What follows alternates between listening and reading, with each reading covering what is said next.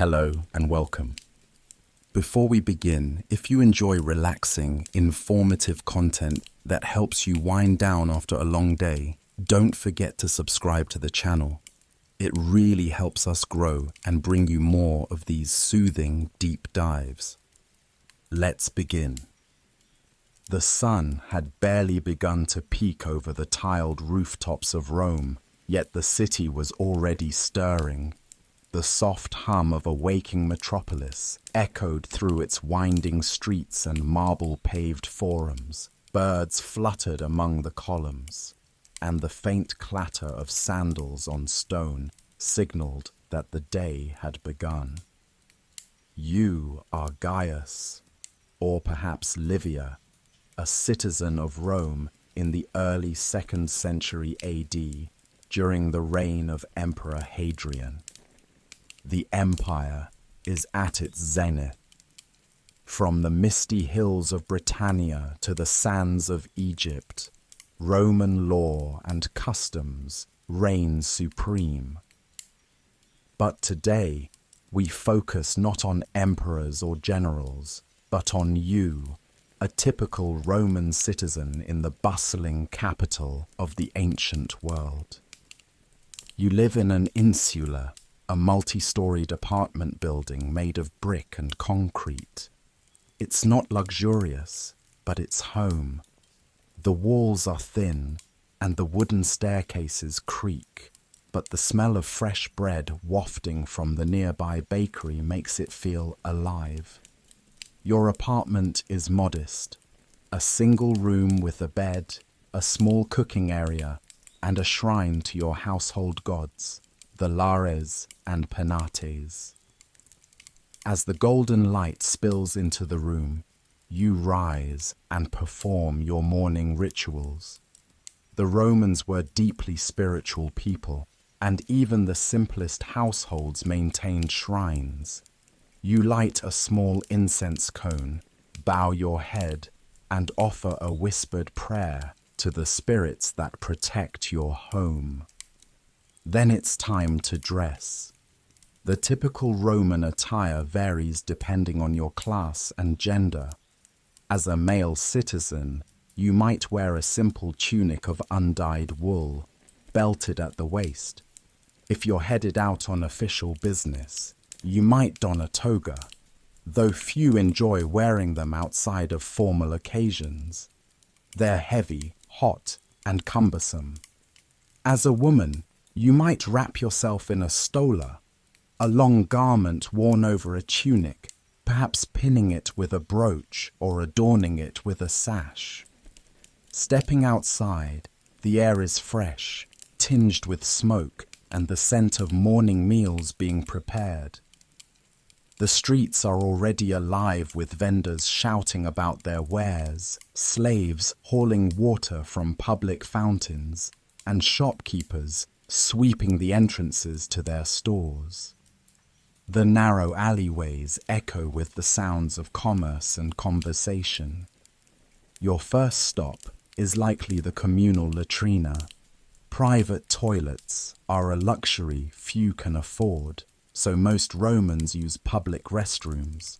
These spaces are more social than one might expect, with rows of stone seats and shared sponges on sticks for cleaning, an unsettling concept by modern standards, but common at the time. Afterward, you may stop by a thermopolium, the ancient equivalent of a fast food stand. Here, you grab a quick breakfast, panis, bread, maybe dipped in wine, or a piece of cheese or fruit. Coffee is unknown to the Romans, but diluted wine or water infused with herbs provides a refreshing start. If you are a craftsman, your workshop is nearby. The sound of chisels, hammers, and spinning potter's wheels fills the air. If you are a merchant, your day might be spent negotiating prices in the forum or managing shipments from the port at Ostia. If you are wealthy, Your duties may involve overseeing estates, holding court, or participating in public ceremonies. Regardless of your occupation, a sense of order permeates the day. Rome runs on a rhythm, from the clang of the aqueductus delivering water to the calls of literarii, scribes offering to write letters for the illiterate. As you walk through the streets, you pass temples dedicated to Jupiter, Mars, and Minerva. You might see a procession, perhaps a sacrifice or a civic celebration. The city is alive with religion, politics, art, and law. Painted advertisements cover the walls, and graffiti scrawled by everyday Romans hint at everything from politics to love. By midday, the sun is high, and the heat intensifies. Romans often retreat indoors for a meridiatio, a midday rest. It's a time to escape the sweltering heat, have a light meal, and perhaps even nap.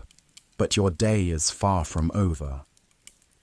The city of Rome settles into a languid rhythm as midday stretches on.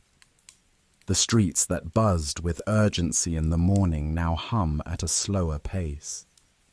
You return home for the prandium, a light lunch typically consisting of cold leftovers, fruits, bread, and perhaps a bit of salted fish or olives.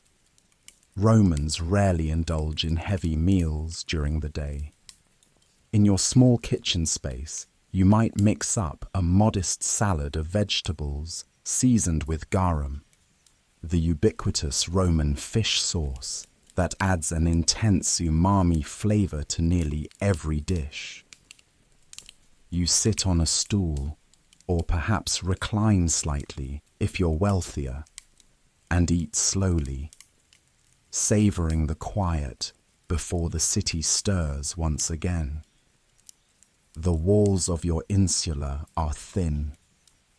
You can hear your neighbors, an elderly couple bickering about missing laundry, children chasing each other down the stairwell, a man humming an old Etruscan tune as he mends sandals. Life is compact, communal, and filled with noise. Privacy is rare, but the shared energy of the building creates a sense of community. Once lunch is over, you prepare for your afternoon tasks. If you're a citizen with some wealth and standing, you may head to the Basilica, a public building where legal matters are settled and business is conducted. Here, voices echo under high vaulted ceilings, and men in white toga praetexta argue, gesticulate, and cite legal precedents. Or perhaps you're an artisan. If you make pottery, leather goods, or jewelry, the afternoon is your busiest time. Customers begin to return to the streets, and your hands work with practiced ease, shaping clay, threading fine cords, or hammering soft metal into delicate shapes. Artisans are the heartbeat of Roman commerce, respected, if not wealthy. For women, particularly matronae of the middle and upper classes, afternoons might be filled with social calls. You visit friends, attend small gatherings, or participate in religious ceremonies. The cult of Vesta or worship of Juno might bring women together in private courtyards to offer incense, chant hymns, or simply connect with one another through shared tradition. Children, if they're fortunate, attend school under the tutelage of a ludimagista. They learn to read and write Latin, recite poetry, and study arithmetic. Discipline is strict, and lessons are repetitive. but the education is seen as a crucial path to social mobility, especially for boys. Slaves go about their endless tasks, cooking, cleaning, carrying, running errands for their masters. Some are treated kindly, even loved. Others live harsh, punishing lives. Their fates vary wildly, dependent on the whims of their owners. It's a sobering reality that beneath the grandeur of Roman life lies the constant labor of the enslaved. As the afternoon wears on, the streets grow loud again. You hear the roar of the crowd from the Circus Maximus, where chariots race at dizzying speeds. The sounds of cheering, gasping, and chanting carry through the air like a storm. If it's a festival day, the city is alive with color. Garlands drape over balconies, musicians play lutes and pipes, and dancers perform in the streets. But not every Roman enjoys such spectacles. Some retreat to the thermae, the public baths, Rome's most beloved institution. These massive complexes are more than places to get clean. They are centers of social life, debate, and relaxation. You enter through towering archways into a space alive with echoing laughter and splashing water.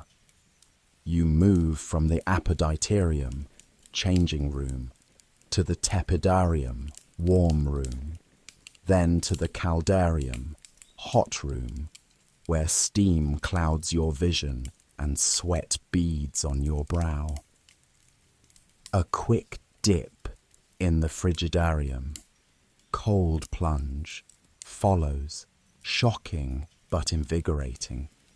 Here you see all sorts of people, merchants striking deals, philosophers debating ethics, old friends reminiscing, and young lovers exchanging glances. Massages with perfumed oils are available for a few coins. Slaves scrub backs, rinse limbs, and sweep the floors. Leaving the baths, your skin feels refreshed and your mind quieted. You stop briefly at a taberna to sip watered wine with friends. You discuss news from the provinces, rebellions in Judea, tensions with Parthia, or the latest decrees from Emperor Hadrian.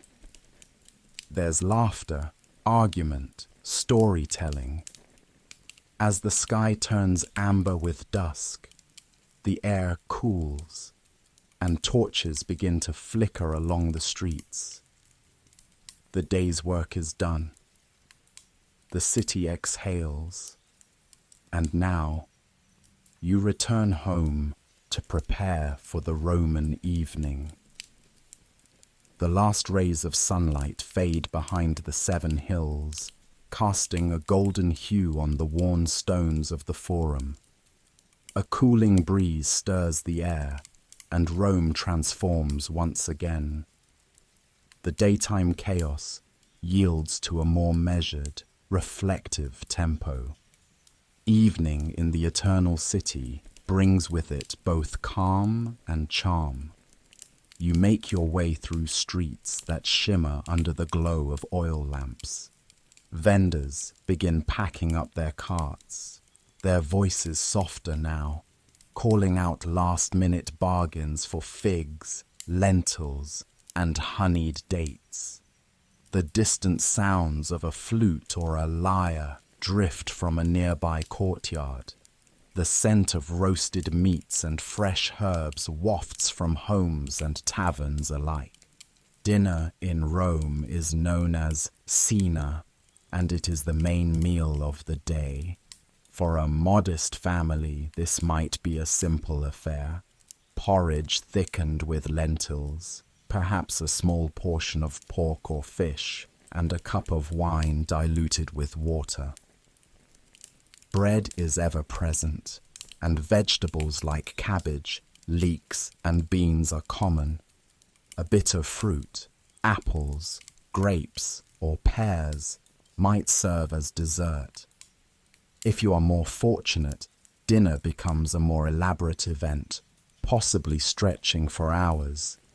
Reclining on couches around a low table in the triclinium, guests are served in 3 courses: gustatio, appetizers, prima mensa, main course, and secunda mensa, dessert.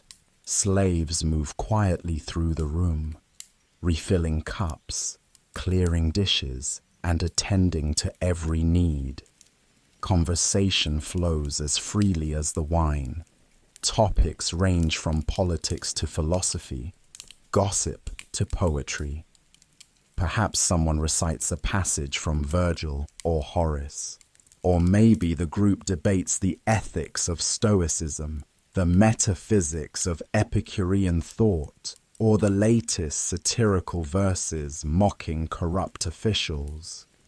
Laughter rises from neighboring homes. Children chase each other through alleys, their feet pounding over cobblestones. Lovers whisper in doorways, stealing moments in the shadows before parting. Somewhere, a dog barks, answered by another. The sounds of the city soften into a nocturnal lullaby. If you are a patron, perhaps you host clients at your table, those who depend on your favor for support, legal protection, or political advancement.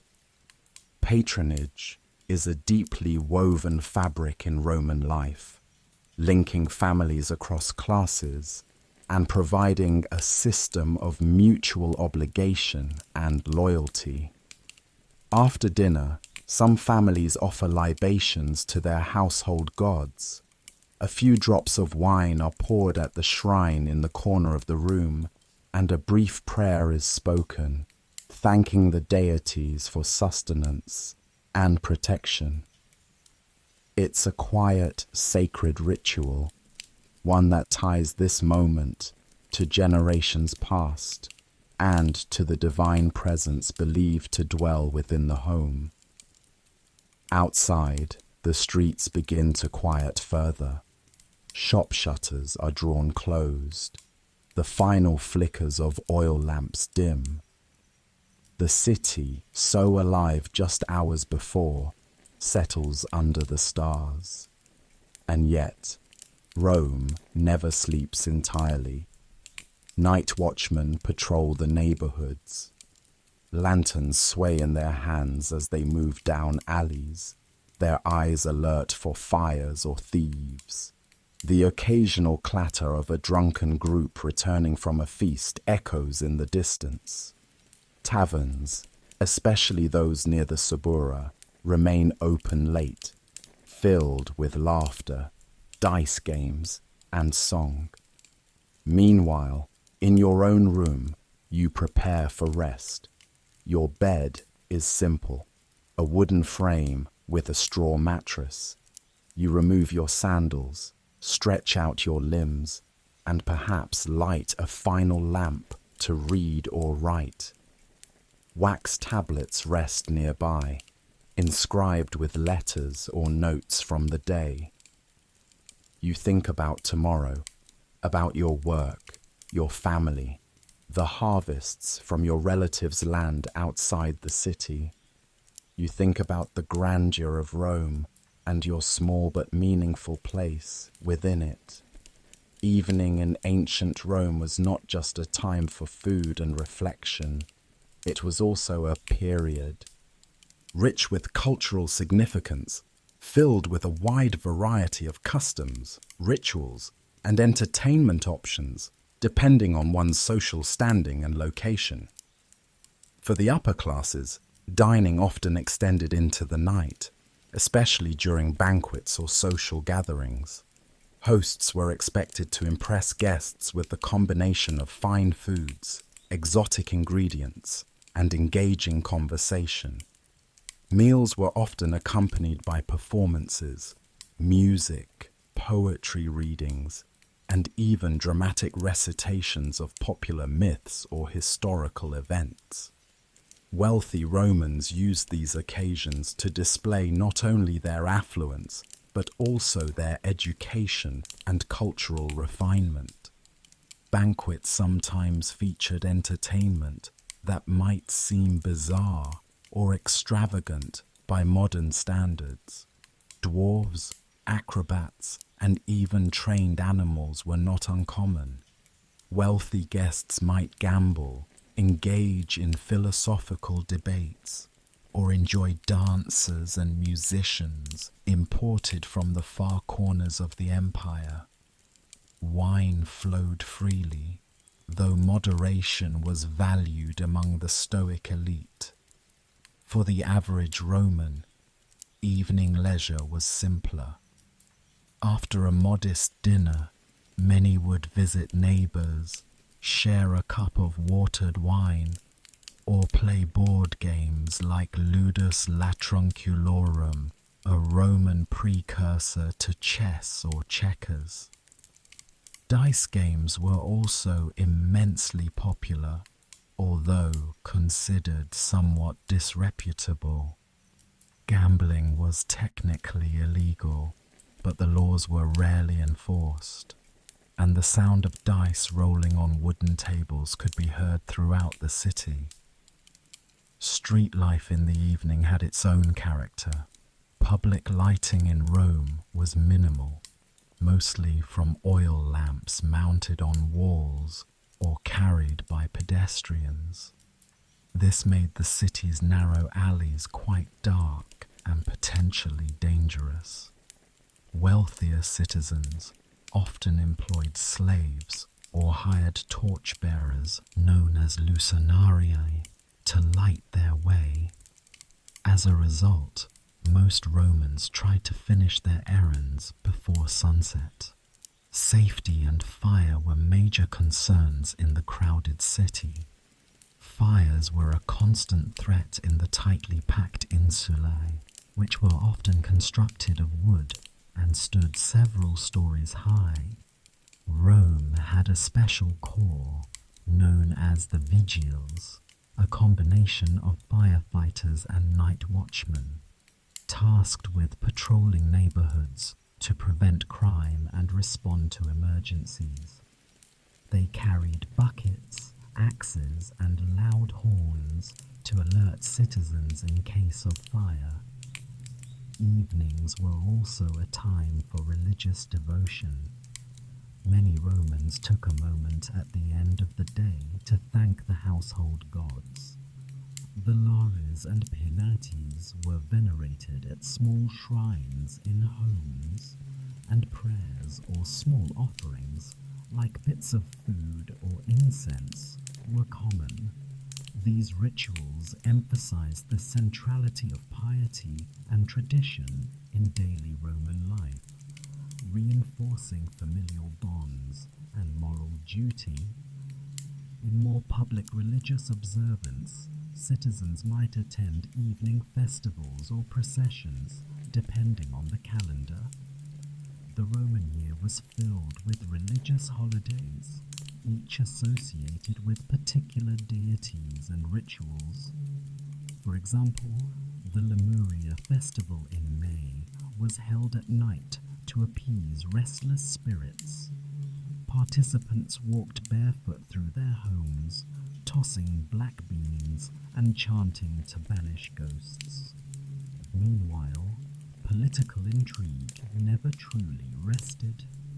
Roman elites might use the quiet hours to plan strategies, exchange favors, or read dispatches from the provinces. Senators and equestrians relied on a network of scribes, messengers, and secretaries to keep them informed. news from the frontier, edicts from the emperor, or developments in ongoing legal disputes. As night deepened, different parts of the city quieted at different rates. The wealthy neighborhoods near the Palatine Hill fell silent earlier, while working-class areas like the Sabura remained lively. Taverns stayed open late into the night, serving stew, bread, and wine to late-shift workers, travelers, or night revelers.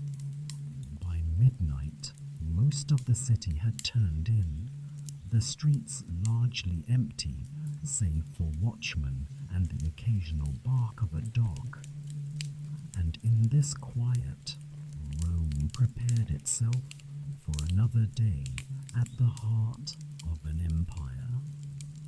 As dawn breaks over Rome once more, the city returns to its full rhythm. To understand the daily life of a Roman citizen, one must grasp the social structure that shaped not only how people lived, but how they worked, whom they could marry, what they could own, and how they were treated by the state. Roman society was highly stratified. At the top were the senators, an elite class of landowners who held powerful positions in government and served in the Senate. Their status was hereditary or acquired through vast wealth, and they were expected to maintain an image of dignity and public service. Below them were the equestrians, or equites, originally a cavalry class that evolved into a wealthy mercantile and administrative class. They were Rome's financiers, tax collectors, and business elites. Below the equites were the plebeians, the majority of Roman citizens. This broad category included everyone from skilled artisans and shopkeepers to farmers and laborers. While they had fewer privileges, plebeians were protected by law, had the right to vote if male and registered, and could rise through military or civil service. At the bottom were the freedmen, former slaves who had been granted or had bought their freedom. Though limited in political power, freedmen could become quite wealthy, especially in trades, banking, or shipping. Finally, the largest group in Rome by number, but with the fewest rights, were the slaves. They had no legal personhood and were considered property, yet their roles were essential to every aspect of Roman life. The workday began early, often around sunrise, especially during summer months. Artisans and merchants opened their workshops and stalls. Blacksmiths hammered out tools. Cobblers shaped leather into sandals. Potters fired up their kilns.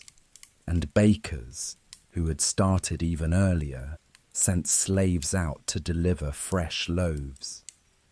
Farmers and laborers, though often based outside the city, brought their goods in through Rome's gates. Fields in the Aga Romanus, the surrounding countryside, provided much of the capital's produce: grapes, olives, grains, and vegetables. These were sold at bustling markets, like the Forum Holitorium, the produce market.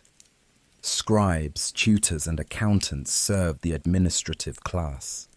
Many of these were educated slaves or freedmen working in the homes and offices of the elite.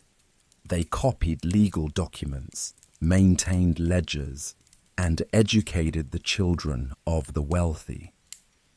The Roman education system valued rhetoric, grammar, and Greek literature, and those who mastered these subjects often found themselves in demand. Construction and maintenance work was ever present. Rome was a city constantly building temples, baths, roads, aqueducts, and monuments. Skilled laborers like stonecutters, mosaic artists, and carpenters were highly sought after. Public infrastructure was maintained by state workers and overseen by magistrates. In many cases, jobs were inherited. A baker's son might also become a baker, just as a soldier's son was expected to join the legions. Guilds, or collegia, helped regulate trades and offered support networks, although they weren't as formally organized as later medieval guilds.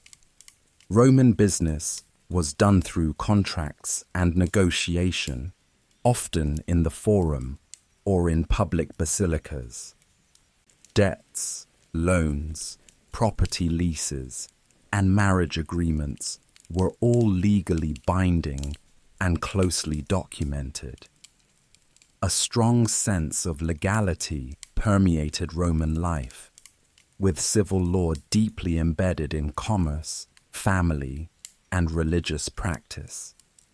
Women's roles in work varied widely. Upper-class women were expected to manage households, oversee slaves, and maintain family honor, while lower-class women often worked alongside men in markets, as midwives, textile workers, or running small businesses.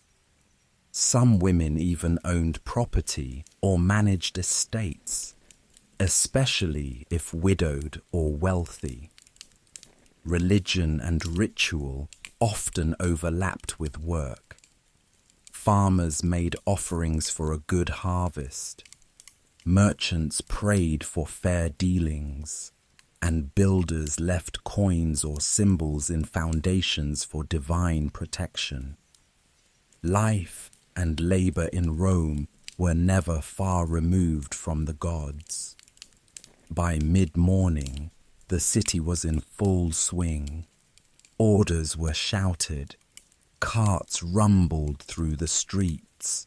The smell of fresh bread, sweat, and burning oil mixed in the air. From senators to slaves, each Roman contributed to the living machine that was the empire's capital. And as noon approached, the workday would slowly shift toward rest, social duties, and leisure. Life in ancient Rome was not all toil and obligation. In fact, one of the most distinctive features of Roman culture was its emphasis on leisure and public entertainment, particularly for citizens. The phrase panem et circenses, bread and circuses, was coined to describe the way the Roman state used food and entertainment to appease the masses. And for many citizens, these events were more than just distractions. They were deeply embedded in social and civic identity. Public entertainment took many forms, and the Roman state invested heavily in providing access for the general populace. The most famous of these events were held in massive venues such as the Colosseum, the Circus Maximus, and the theatres scattered throughout the city. Let us begin with gladiatorial games. These were often held in the Colosseum, also known as the Flavian Amphitheatre. This grand structure could hold around 50,000 spectators and featured tiered seating that reflected the rigid Roman class structure. Senators and equities sat closest to the action, while women and the poor were placed in the upper rows. Gladiators were typically slaves, prisoners of war, or criminals, although some free men volunteered in search of fame and prize money. Despite their lowly status, successful gladiators could gain massive popularity, much like modern athletes or celebrities. The matches were brutal but highly choreographed, involving a range of weapons and combat styles, from the heavily armored secutor to the nimble retiarius armed with a net and trident. The games were often preceded by elaborate processions and announcements. Animals, both exotic and native, were featured in staged hunts called venaciones. These spectacles were massive in scale, showcasing lions, elephants, bears, and crocodiles. The logistics required to house, feed, and transport these animals from across the empire were astounding. Next came chariot racing, the most popular and enduring form of entertainment. These races were held at the Circus Maximus, a massive stadium that could seat over 150,000 people. The races were fast, dangerous, and wildly popular. Teams, facciones, were divided into 4 colors: red, white, blue, and green. Fans pledged loyalty to their factions with almost religious fervor, and race days were filled with music, betting, and roaring crowds. The skill of the auriga, or charioteer, could make or break a team's fortunes. Like gladiators, successful charioteers could gain immense fame and wealth. The races themselves were perilous. High-speed turns around the central barrier, the spina, often resulted in dramatic crashes known as naufragia. Rome also had a flourishing theatrical culture, influenced heavily by Greek drama. Theatres such as the Theatre of Pompey hosted comedies, tragedies, and satirical plays. Roman comedies by playwrights like Plautus and Terence often featured mistaken identities, clever slaves, and biting commentary on Roman society. Attendance was free, and performances were used not only for entertainment, but also as platforms for political messaging. Public baths, while ostensibly for hygiene, were another major aspect of Roman leisure life. The thermae were more than just places to bathe. They were social hubs, with reading rooms, gardens, shops, gyms, and even libraries. Romans of nearly all social classes visited the baths regularly, and a visit could easily take up several hours. The largest complexes, such as the baths of Caracalla, could accommodate thousands at once. Leisure also extended into sports and games. Wrestling, boxing, running, and javelin throwing were common, especially among the youth and soldiers. Children played games with balls, pila, hoops, and dolls. Board games like tabula or ludus duodecim scriptorum, similar to backgammon, were popular among adults. Dice games, while technically restricted due to gambling laws, remained a favorite pastime.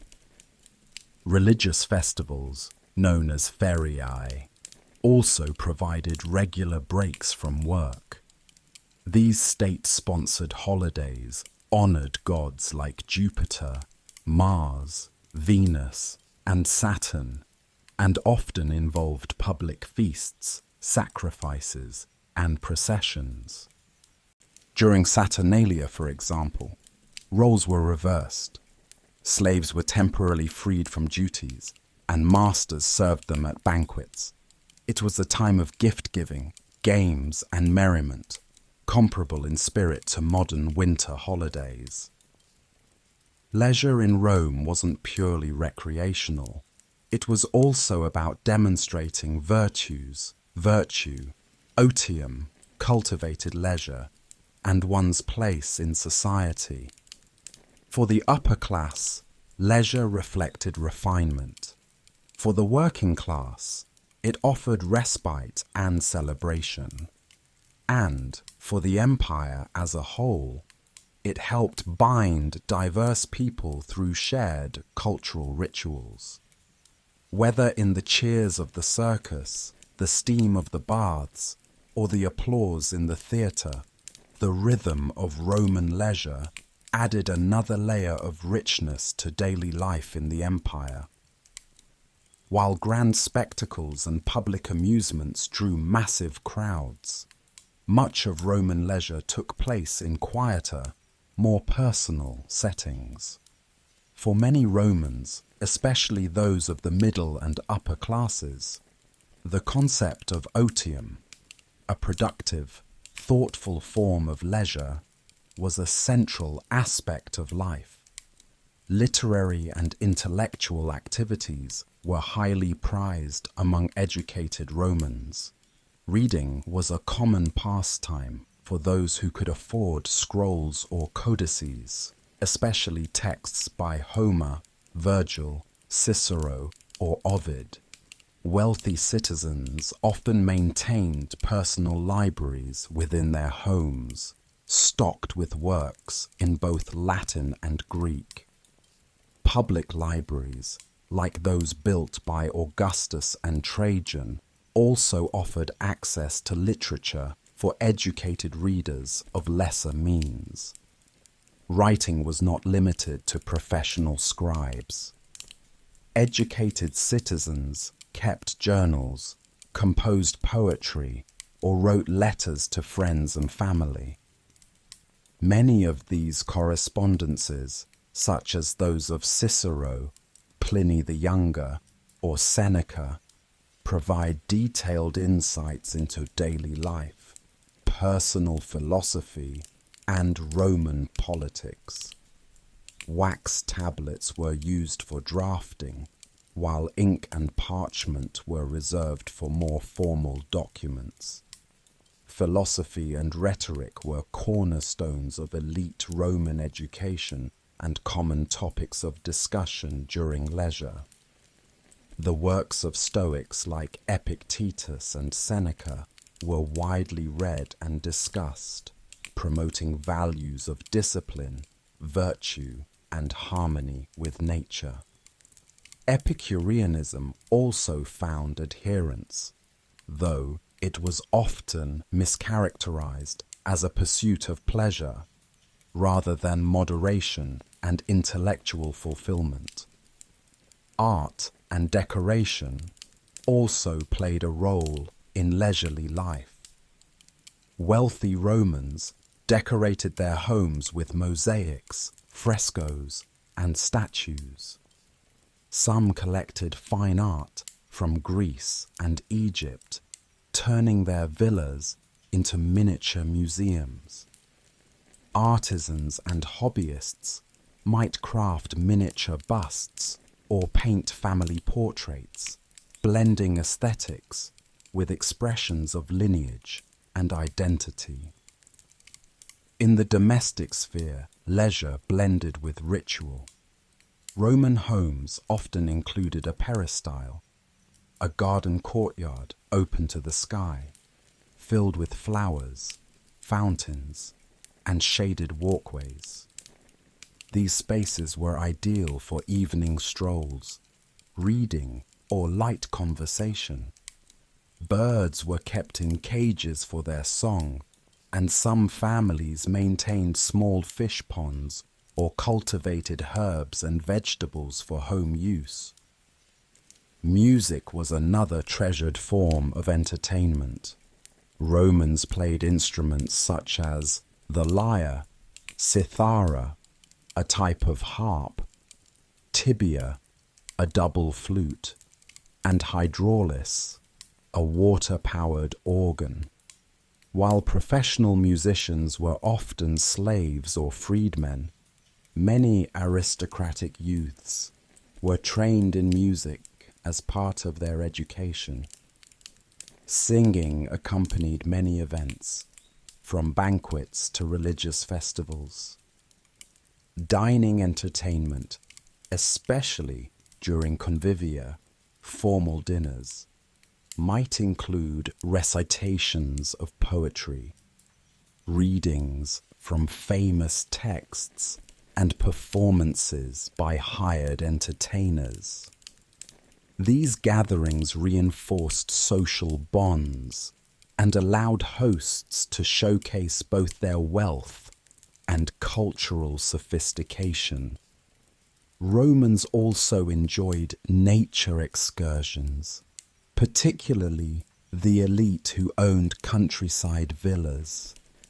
These retreats allowed families to escape the noise and congestion of the city, breathe fresh air, and enjoy the tranquility of nature.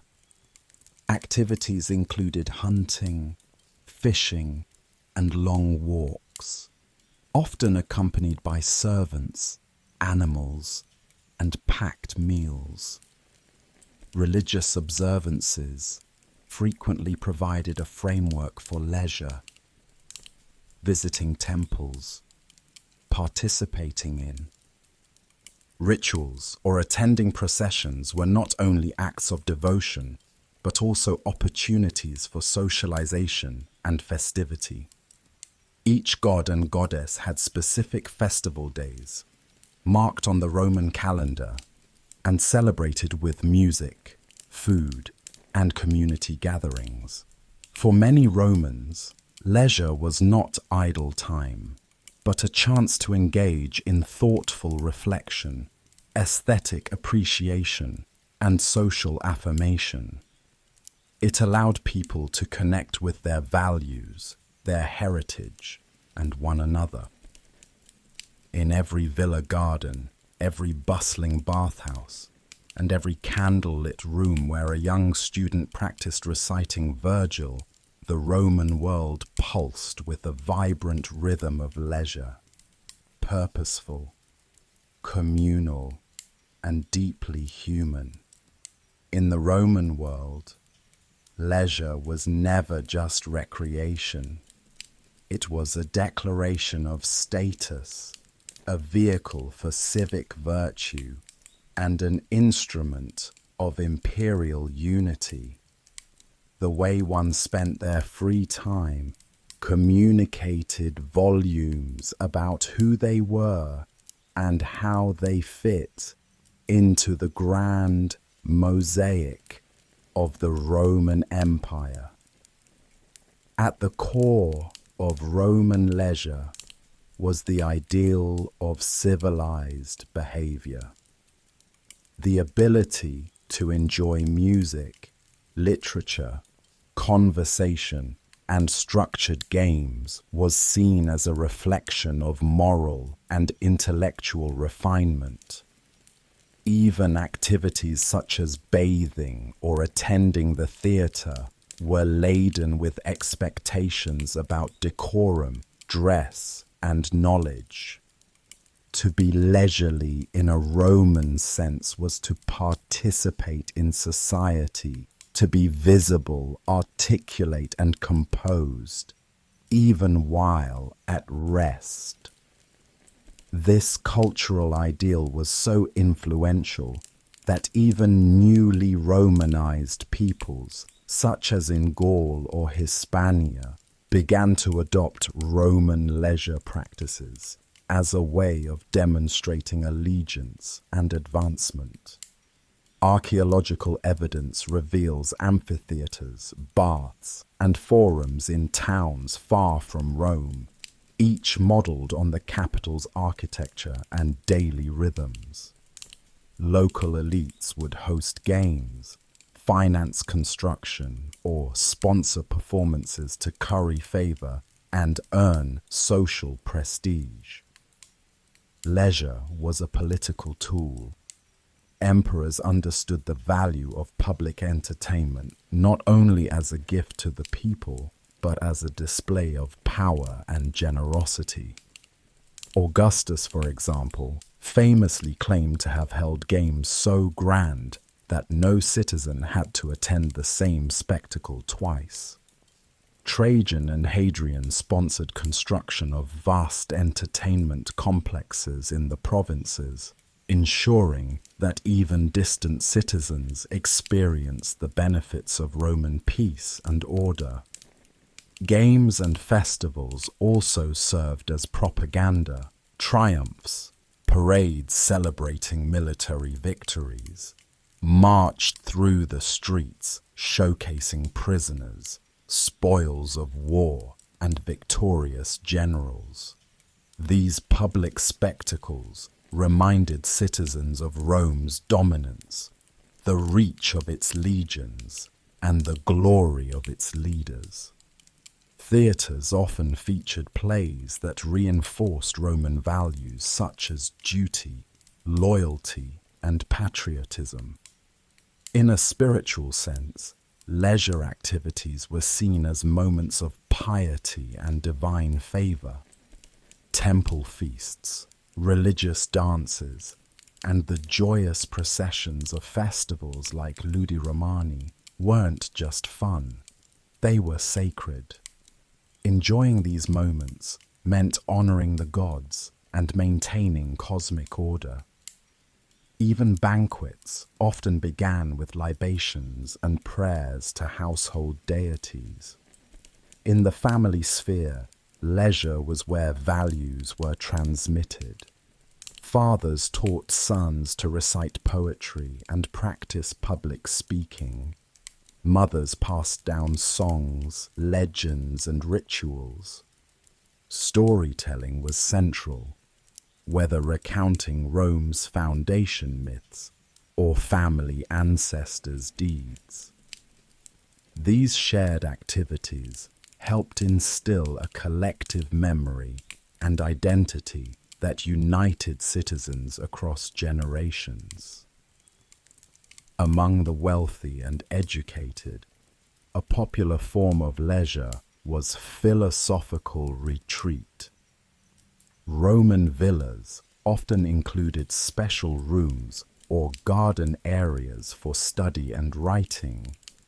Influenced by Greek traditions, many Roman elites believed that true happiness lay not in luxury, but in contemplation, balance, and wisdom. The writings of Seneca and Cicero are filled with reflections on how to live well and use time meaningfully. Yet leisure wasn't solely the realm of the elite. For the average citizen, moments of reprieve from toil were precious and proud. Watching a race at the circus, cheering at a local amphitheatre, or relaxing in a neighbourhood bathhouse gave people a sense of dignity and belonging. These spaces were often the few places where different classes could mingle, at least in proximity, if not in equality. Importantly, Roman leisure helped bind an empire of diversity. From North Africa to Britannia, people spoke different languages, worshipped different gods, and lived under varied climates. But nearly all of them bathed in Roman-style baths, played Roman games, and attended Roman-style performances. Leisure was the thread that wove the empire together, not by force, but by experience. Thus, to understand Roman leisure is to understand Rome itself. In its games and gardens, its verses and races, its quiet contemplation and roaring crowds, we glimpse the values that shape the ancient world, and that echo still, subtly, in how we choose to spend our own hours of rest. Religion was not just a belief system in ancient Rome, it was a daily habit, a civic duty, and a powerful unifying force. For Roman citizens, religion permeated every aspect of life, from family meals and work routines to major festivals and state politics. Understanding the religious life of a Roman is key to understanding the empire's inner workings and mindset. Romans practiced a form of polytheism that incorporated a vast pantheon of gods, spirits, and deified humans. The most prominent deities, Jupiter, Juno, Mars, Venus, and Neptune, formed the core of Roman religious life. However, the Roman religious worldview was highly inclusive, adopting foreign gods from the provinces and integrating them into Roman worship through a process known as interpretatio Romana. Every Roman home had a household shrine, typically a small altar or cabinet called a lararium. Here, families would honor the lares and penates, protective spirits of the household and pantry. Offerings of food, wine, and incense were made daily. At dawn, one might sprinkle salt or pour a libation, and at evening, light a candle or say a prayer. These rituals, though humble, were meaningful and deeply ingrained. The paterfamilias, or male head of household, was responsible for leading domestic religious rites. During key moments, births, marriages, and deaths, families conducted private ceremonies to honor ancestors and ensure the favor of the gods. Roman religion was transactional in nature. If a Roman performed the correct ritual, the gods were expected to respond favorably. Do ut des, I give so that you may give. Beyond the home, public religion was managed by an elaborate priesthood. Offices like the Pontifex Maximus, augurs, and Vestal Virgins carried immense prestige and responsibility. These officials performed state rituals, interpreted omens, and maintained Rome's relationship with the divine. The emperor himself was seen as the chief priest, and eventually a deity in his own right. Romans were obsessed with omens, divination, and fate. Birds in flight, lightning patterns, the entrails of sacrificed animals, all were studied for signs of divine favor or disapproval. Important decisions, from declaring war to constructing a building, were rarely made without consulting the gods through augury or haruspicy. Festivals, or feriae, punctuated the Roman calendar and served as national holidays. Some of the most prominent included Saturnalia, a week-long December festival honoring Saturn, marked by gift-giving, role reversals, masters serving slaves, and general merrymaking. Lupercalia, a February festival with purification rites, including ritualistic races and symbolic lashings to promote fertility. Parentalia, a February period for honoring deceased ancestors, during which families visited tombs with offerings of flowers, salt, and wine. Ludi Romani, games in September celebrating Jupiter, featuring chariot races, theatrical plays, and sacrifices. Religious life also adapted to Rome's imperial expansion.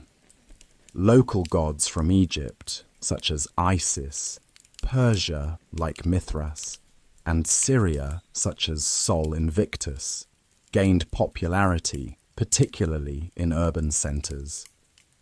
These mystery religions offered personal salvation, emotional rights, and tight-knit communities, features that resonated with individuals seeking deeper spiritual experiences.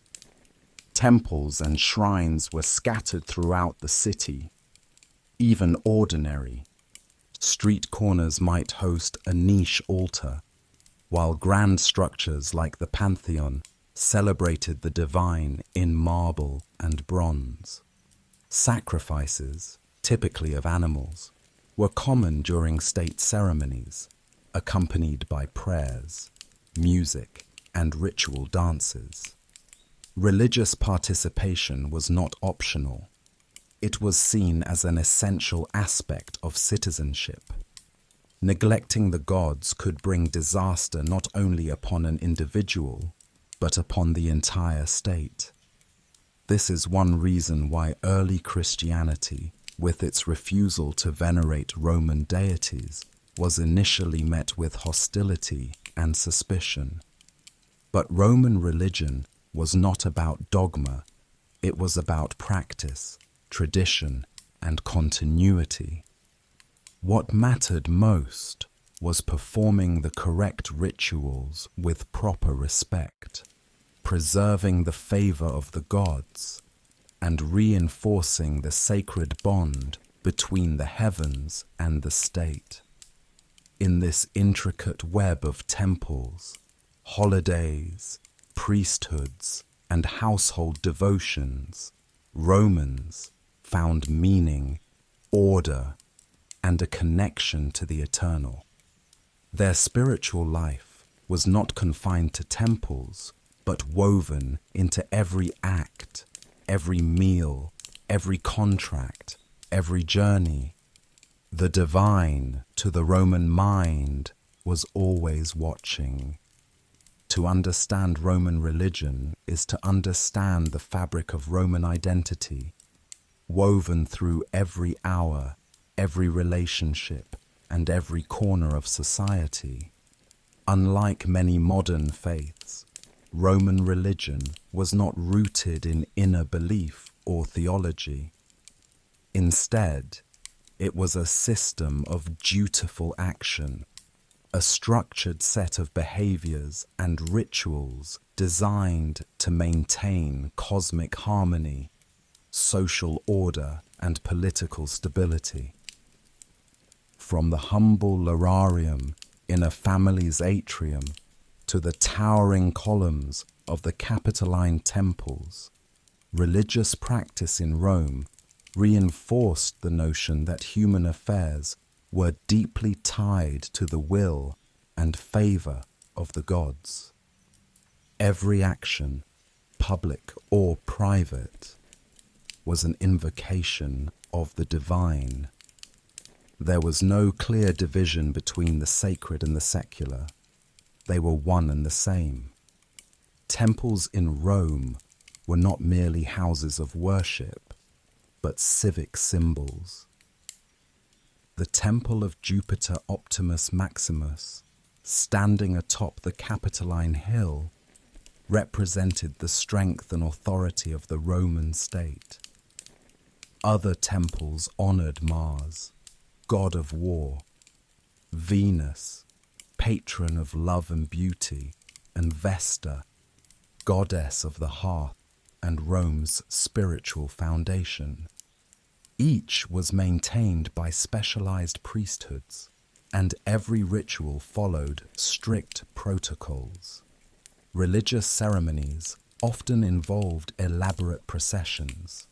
These public parades included priests in full regalia, sacrificial animals adorned with garlands, musicians playing flutes and lyres, and citizens lining the streets to watch. Processions served to unify the populace, remind them of their shared traditions, and signal divine protection over political events or military campaigns. The practice of sacrifice, often misunderstood today, was central to Roman worship. Far from being wanton cruelty, animal sacrifice was a highly formalized, sacred act. The ritual followed a precise sequence: purification, prayer, sprinkling of sacred grain, mola salsa, and then the offering. The haruspex, a religious official trained in interpreting entrails, would examine the animal's liver and other organs for omens. Favorable signs meant the gods were pleased. Unfavorable signs could delay a battle, halt a political assembly, or prompt additional rites. But Roman spirituality extended well beyond public ceremonies. Death and the afterlife, for instance, were deeply integrated into everyday consciousness. Romans believed in an underworld realm overseen by gods like Pluto and Proserpina. Burial rituals were essential, not just for honoring the dead, but for ensuring their peace. A proper funeral included lamentations, torchlit processions, and the placement of a coin in the mouth of the deceased, payment for Charon to ferry the soul across the river Styx. Families maintained tombs outside city walls, often in clusters along main roads. These tombs were visited regularly, especially during festivals like Parentalia and Lemuria. Offerings of milk, honey, flowers, and wine were poured into special holes or left on altars to nourish and appease the dead. Ancestors were not just remembered, they were kept present in the ongoing life of the family. The influence of foreign religions in Rome cannot be overstated. As the empire expanded, it absorbed new beliefs. The cult of Isis, originally Egyptian, gained followers with its promises of rebirth and protection. Temples to Isis in Rome and Pompeii featured frescoes of her mythic life and rites involving water purification and candlelight processions. Mithraism, brought from Persia, became popular among soldiers. Its underground temples, called Mithraea, symbolized the cosmos and featured complex initiation rituals, communal meals, and a focus on loyalty and brotherhood. By the 1st and 2nd centuries CE, these mystery religions began offering a more emotional, personal experience than traditional Roman practices. They promised salvation, transformation, and a spiritual community, attractive propositions in an empire that was vast, diverse, and often chaotic. Another major shift came with the rise of imperial cult worship. Emperors were often deified after death, and some, like Augustus, were honored as divine during their lifetimes. This form of worship solidified the emperor's authority as more than political. It became sacred. Temples to the divine Augustus or the genius of the emperor were built across the provinces. Participation in these cults was both a spiritual act and a declaration of political loyalty. However, the growing diversity of religious expression also led to conflict and suspicion. Early Christians, for instance, refused to sacrifice to Roman gods or participate in civic festivals. To many Romans, this refusal appeared subversive, an act not of piety but of rebellion. Persecution of Christians stemmed less from theology and more from fears of societal breakdown. In a world where divine favor was believed to depend on collective ritual, abstention was seen as dangerous. Still, religious diversity continued to expand. Syncretism, the blending of gods and beliefs, was common. Local deities were paired with Roman equivalents. The Celtic god Lugus became Mercury. The Iberian goddess Ateakina was likened to Proserpina, and so on. This fluidity allowed Rome to absorb other cultures while maintaining a coherent religious identity. By the end of the 3rd century CE, Roman religion had become a complex tapestry, a mix of ancient rituals, local traditions, imported cults, and emerging monotheisms. Yet the core remained: reverence for the past, structure in daily worship, and the belief that the divine played a central role in every human affair. In the end, the religious life of a Roman citizen, whether praying at a household shrine, attending a state festival, or whispering vows to Isis, was not just a spiritual expression. It was a lived experience, a shared language of gesture and symbol that helped define what it meant to be Roman. In the structured society of ancient Rome, education served as the bridge between social status and opportunity. While not universally accessible, education was highly valued, especially among the elites, and it played a central role in shaping the culture, governance, and intellectual life of the empire. From a young age, Roman children, particularly boys, were introduced to formal learning, beginning around age 7. The education system was tiered and informal by modern standards, relying not on centralized state schools, but on private tutors, small classes, and household instructors. The first stage of education was handled by the ludus literarius, taught by a ludimagister. Here, children learned to read and write in Latin, using wooden tablets covered in wax for practice. The focus was on memorization and repetition. They studied the alphabet, basic arithmetic, moral fables, and poetry. Discipline was strict. A common saying of the time, verba docent, exempla trahunt, words instruct, examples lead, captured the dual focus on rhetoric and behavior. For families with greater means, education advanced to a second level with the grammaticus. This teacher instructed students in grammar, poetry, history, and mythology, mostly from Greek and Latin sources.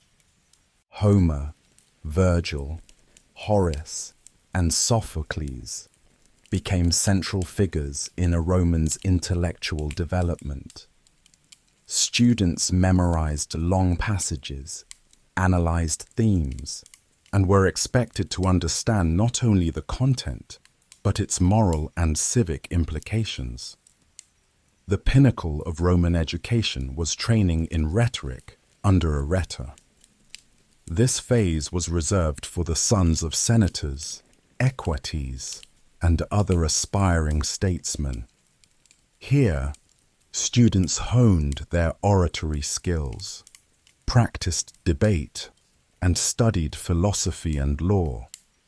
Public speaking was essential in a society where politics, law, and civic life depended on persuasion and presentation.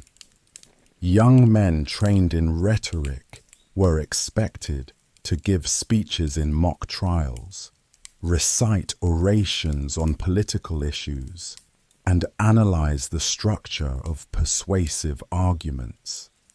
The ability to speak well in public was one of the most prized skills in Roman society, often marking the difference between anonymity and fame. Though girls' formal education was more limited, wealthy Roman women often received instruction in literature, music, and philosophy, particularly if their families valued intellect and culture.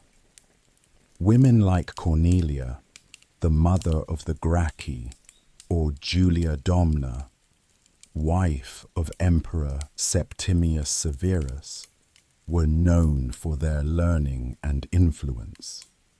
Beyond formal schooling, Romans learned through apprenticeship and observation. Artisans taught their children by example. Soldiers learned strategy and discipline from centurions. Merchants educated their sons in trade and finance. Farmers passed down knowledge of the land, seasons, and animal care.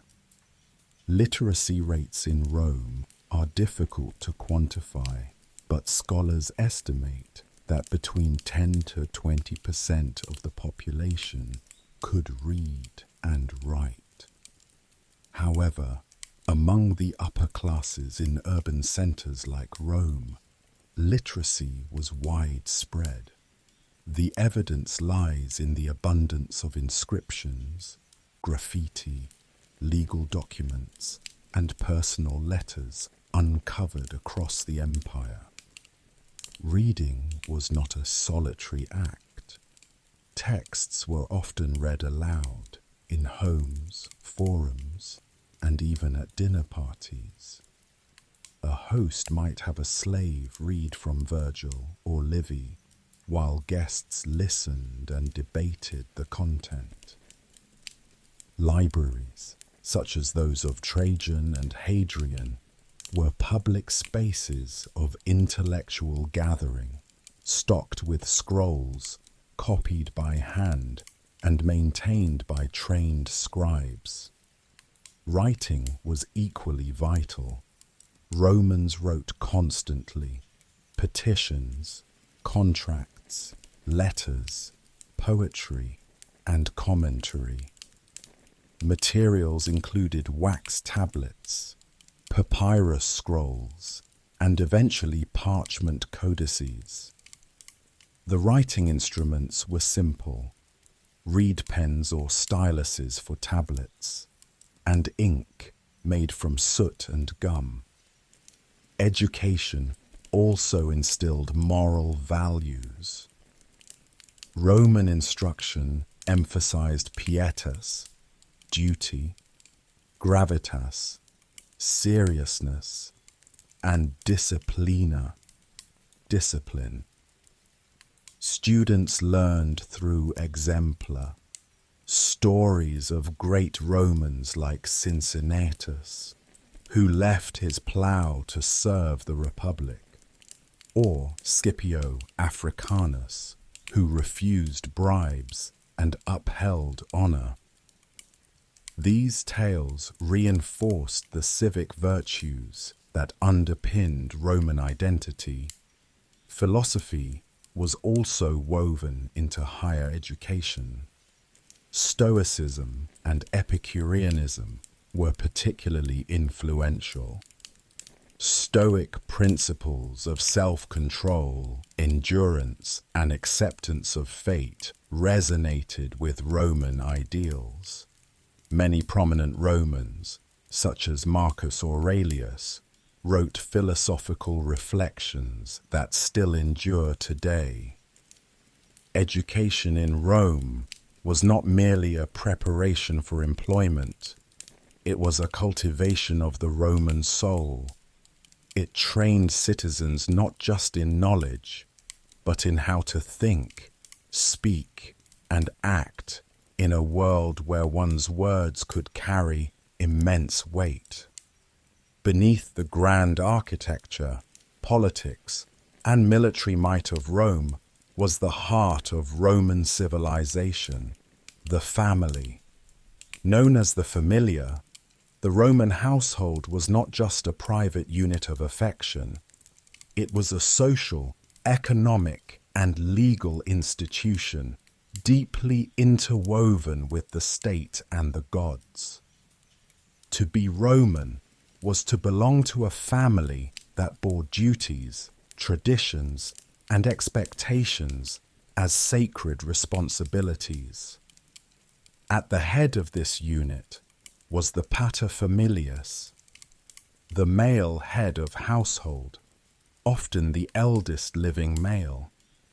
He held patria potestas, or paternal power, a legally enshrined authority over his children, wife, slaves, and even adult sons. This power extended to approving marriages, managing family wealth, arranging inheritances, and, at least in earlier periods, executing punishments or even disownment. Yet while this authority was vast in practice, it was tempered by custom, honor, and public opinion. The paterfamilias was expected to be wise, just, and protective. His role was not to dominate, but to guide, to serve as both moral exemplar and spiritual leader. He conducted household rituals, represented the family in legal matters, and ensured its continuity through proper marriage arrangements and childbearing.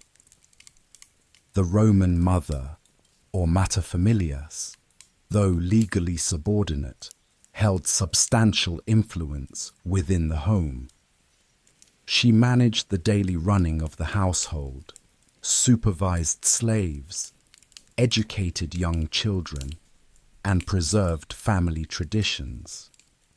A virtuous Roman woman was expected to embody pudicitia, modesty, and fides, faithfulness, yet she was far from passive. Historical figures like Cornelia, mother of the Gracchi, or Livia Drusilla, wife of Augustus, show that women could wield power and influence both privately and politically.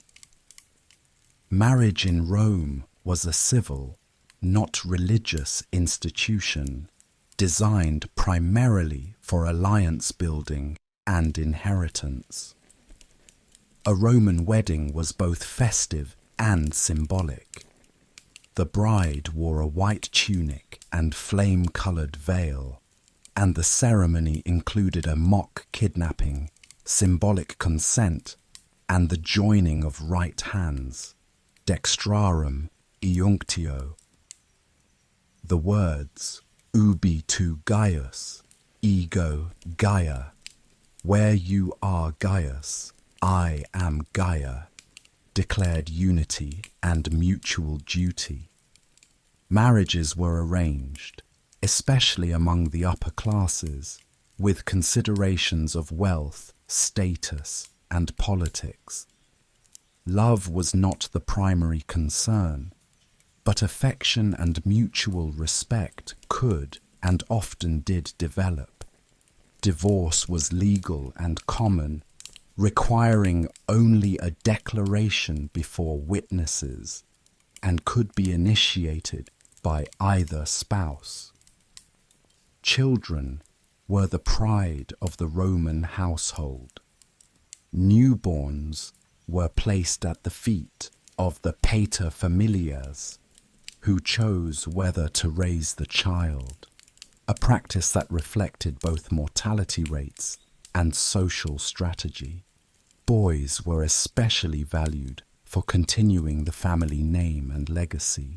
Girls, while often married young, were also cherished and could inherit property, manage estates, and become central figures in family and religious life. Roman childhood included play, education, and ritual. Toys included dolls, hoops, dice, and miniature chariots. Children celebrated their birthdays with small gifts and offerings to household gods. At the age of 11 to 14, boys underwent the toga virilis ceremony, donning the white toga of manhood and being formally introduced into civic life. This rite of passage was often accompanied by a visit to the forum and inscription into the citizen registry. Families were multi-generational. Grandparents, cousins, aunts, and uncles often lived under the same roof or nearby. Slaves were part of the family unit, not by affection, but by law and custom. They cooked, cleaned, tutored children, and even managed finances. Some earned their freedom and became freedmen, continuing to serve the family as clients. The Roman home, or domus, reflected these social dynamics. Wealthier homes were arranged around a central atrium, with rooms for family members and slaves alike. The tablinum served as the father's office, while the triclinium hosted meals. Walls were adorned with family portraits, mythological frescoes, and votive altars. Homes were places of both private intimacy and public representation. Rome also had less formal households, tenement apartments called insulae, where the urban poor lived in crowded, noisy quarters.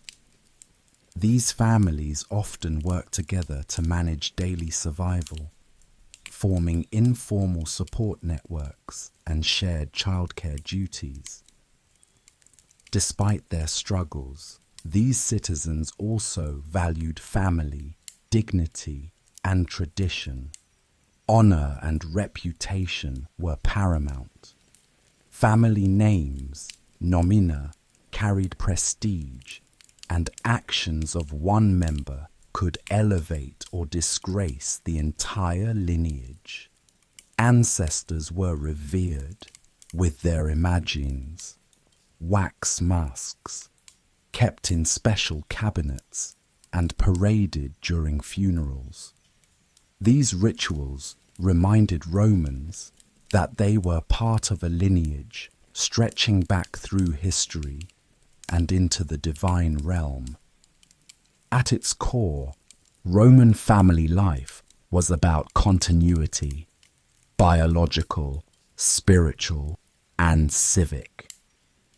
It was a training ground for future citizens, a microcosm of the Republic or empire itself, and a sacred institution that bridged the world of the living and the dead. In every shared meal, every prayer, every wedding or funeral, Romans affirmed their place in an eternal story, rooted in home, in blood, and in duty. Life in ancient Rome despite its grandeur, was marked by frequent encounters with disease, injury, and hardship. Without modern medicine or sanitation, the average Roman faced numerous physical challenges. Yet Roman society developed sophisticated approaches to health and healing, blending empirical observation with spiritual belief. First, it's important to understand the average life expectancy. A Roman citizen, depending on class and environment, could expect to live roughly 25 to 35 years. High infant mortality, infectious disease, poor nutrition, and war contributed heavily to early deaths. However, those who survived childhood often lived into their 50s or 60s, especially among the upper classes. Cleanliness and hygiene were core values in Roman society. Public and private baths weren't just places of leisure, they were integral to daily health routines. The process of bathing, moving through warm tepidarium, hot caldarium, and cold frigidarium rooms, was believed to open the pores, improve circulation, and cleanse the body. Oil massages followed by scraping with a strigil removed dirt and sweat. Romans also placed importance on diet and exercise. The philosopher Celsus wrote about balancing foods, rest, and exertion for optimal health. The wealthy enjoyed a more diverse diet: grains, fruits, vegetables, fish, and meats, while the poor relied heavily on bread and porridge. Water, often unsafe on its own, was commonly mixed with wine, vinegar, or herbs for purification. Despite their efforts, disease was rampant. Malaria, dysentery, tuberculosis, and intestinal parasites were common. Sanitation infrastructure, like sewers, cloaca maxima, and aqueducts, was advanced, but urban overcrowding and poor drainage still led to unsanitary conditions. The Tiber River, while crucial to commerce, was also a vector for disease. Medical care was provided by a mix of professional physicians, herbalists, midwives, and folk healers. Doctors, or medici, operated in private homes, military camps, and even within slave households. Medical training varied widely. Some studied Greek texts from Hippocrates and Galen, while others learned through apprenticeships. The Greek influence was dominant. Many doctors in Rome were Greek slaves or freedmen. Roman medicine was rooted in humoral theory, which posited that the body was governed by 4 fluids: blood, phlegm, black bile, and yellow bile. Imbalances caused illness. Treatments included diet adjustments, bloodletting, purging, and herbal remedies. For example, garlic was used as a natural antibiotic, honey as a wound antiseptic, and wine as a disinfectant and pain reliever. Surgery, though risky, was practiced. Roman physicians performed amputations, trepanation, drilling into the skull to relieve pressure, and treatment of battlefield injuries. Tools such as scalpels, forceps, catheters, and bone saws have been discovered in archaeological digs, reflecting surprising sophistication. Yet, surgery was always a last resort, performed without anesthesia and under great risk of infection. Women's health was attended by midwives, or obstetrices, who assisted with childbirth and female ailments. They used herbs to ease labor and were familiar with techniques for delivering breech babies and handling complications. Maternal mortality was high, but skilled midwives were essential for the survival of both mother and child. Romans also saw health through a spiritual lens. Temples to healing gods, especially Aesculapius, served as centers for recovery. Patients would sleep in the Asclepion, hoping for healing visions. Offerings and prayers were a common part of any treatment plan, and some diseases were attributed to divine displeasure or the presence of evil spirits. Superstitions coexisted with empirical practice. Amulets, charms, and incantations were used to ward off illness. The bulla, a protective necklace worn by children, guarded against the evil eye. Magical spells inscribed on lead tablets were buried to call upon supernatural forces for healing or revenge. Health disparities were stark. Wealthy Romans could afford private doctors, imported remedies, and vacations to the countryside for cleaner air. They often had personal kitchens, water access, and cleaner living quarters. The poor, meanwhile, relied on street healers, public baths, and cheap herbal tinctures. Crowded insulae made outbreaks frequent and deadly. Mental health was less understood but not ignored. Philosophers like Seneca and Epictetus advised on the balance of the mind and emotions. Stoic teachings encouraged resilience and control of passions. Treatments for melancholy included music, reading, and walks in nature. Early acknowledgements of psychological well-being. Roman military camps had their own medical corps, with field surgeons and organized treatment areas.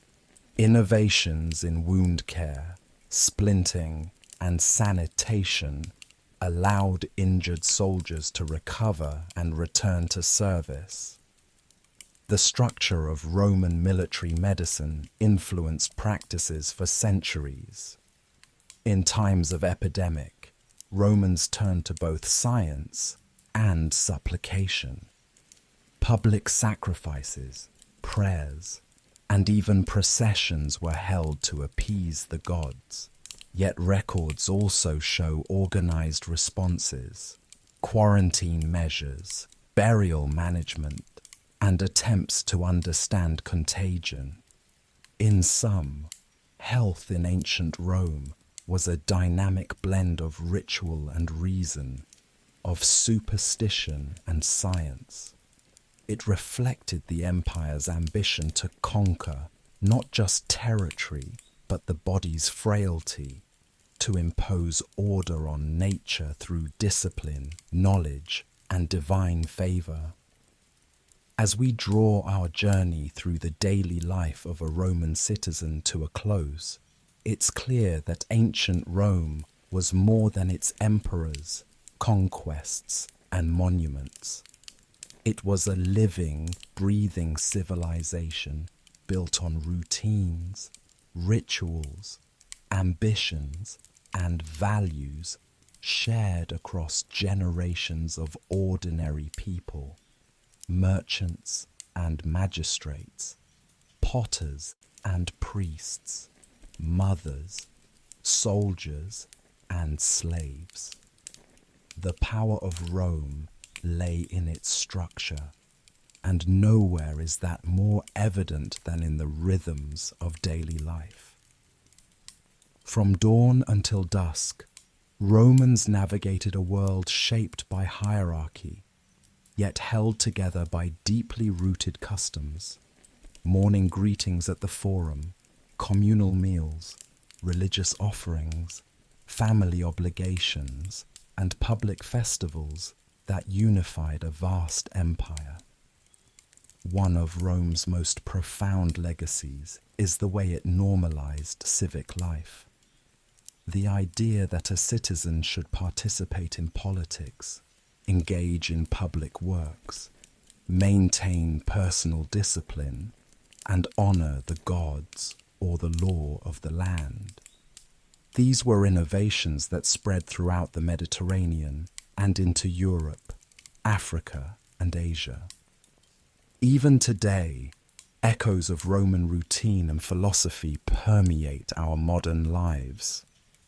Our calendars, with their months named for Roman deities and emperors, January for Janus, March for Mars, July for Julius Caesar, remind us of Rome each day.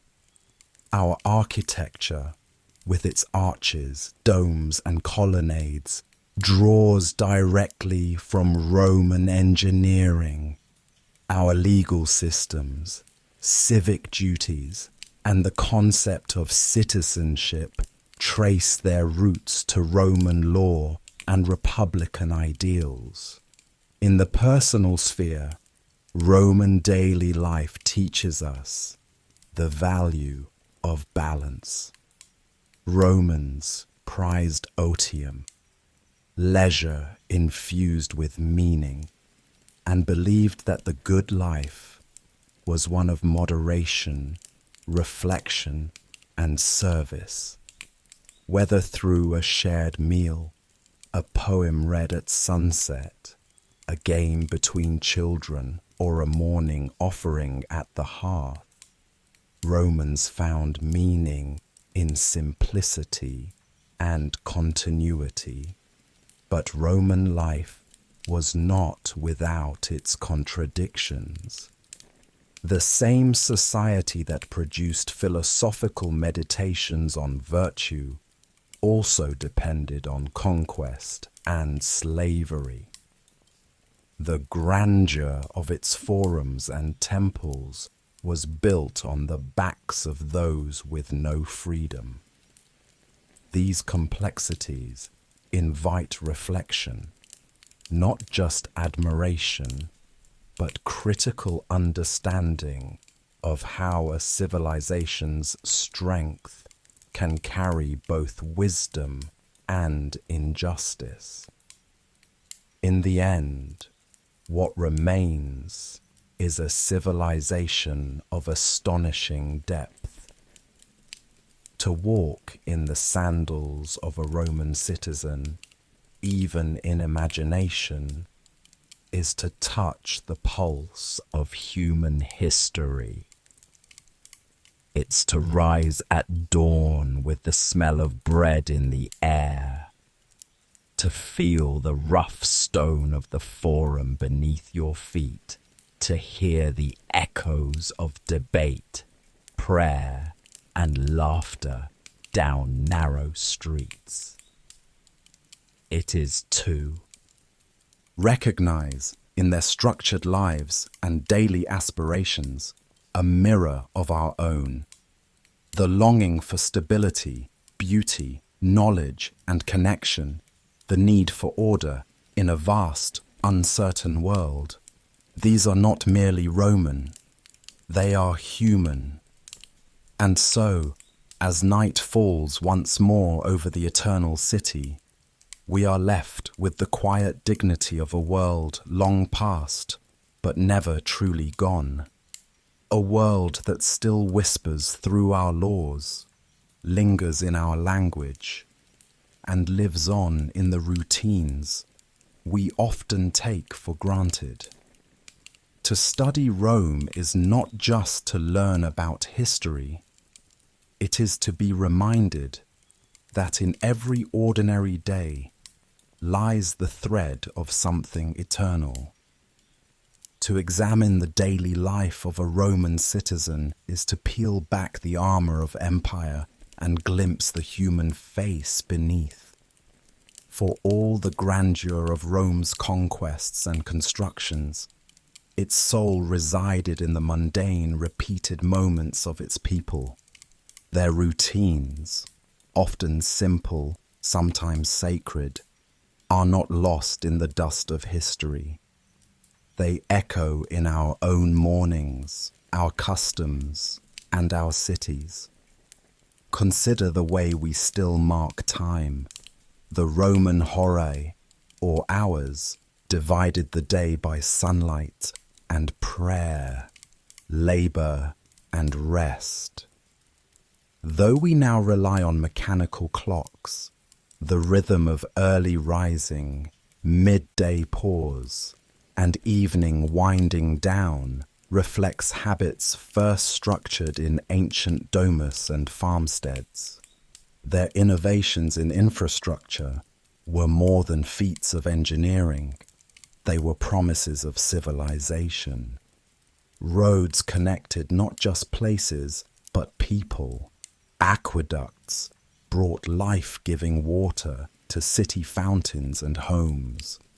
Public toilets, baths, and marketplaces represented an investment in shared living, in the idea that citizens had a right to clean spaces, running water, and communal interaction.